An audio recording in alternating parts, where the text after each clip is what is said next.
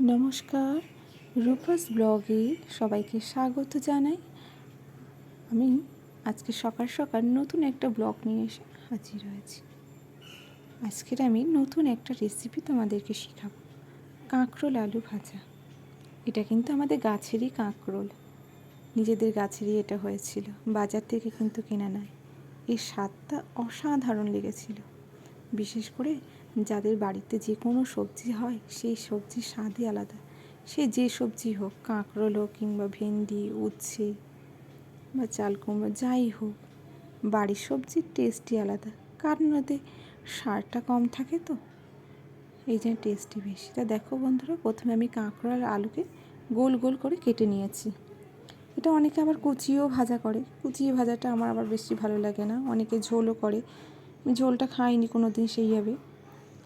ওইটা তোমাকে ভাজাই করে আজকে দেখাবো।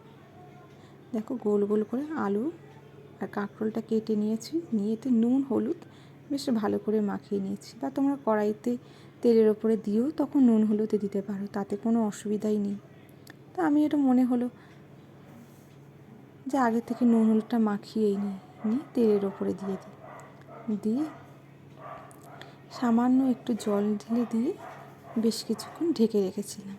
আর সেদিন ওয়েদারটা ছিল খুব মেঘলা ওয়েদার, শুধু আমার বাইরে রেখা ফোন থেকে দেখা হচ্ছে বলে মনে হচ্ছে বাইরে বেশ আলো, কিন্তু না, সেদিন বাইরে ওয়েদারটা ভালোই মেঘলা ছিল, বৃষ্টিও পড়ছে ভালো।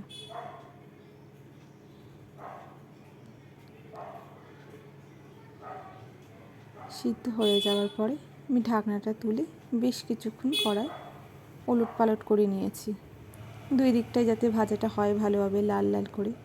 দেখো বন্ধুরা, ভাজাটা তখন বেশ প্রায় লাল লাল হয়ে এসেছিল।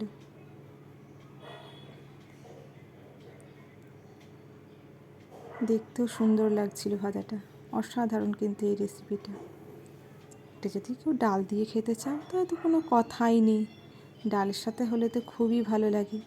সেদিন আর ডালটা করে ওঠা হয়নি, আমি নর্মালি শুধু কাঁকরোল আর আলু ভেজেছিলাম।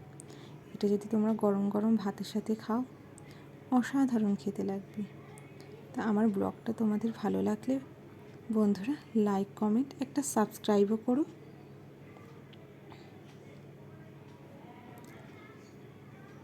কেমন হয়েছে জানিও। Thank you.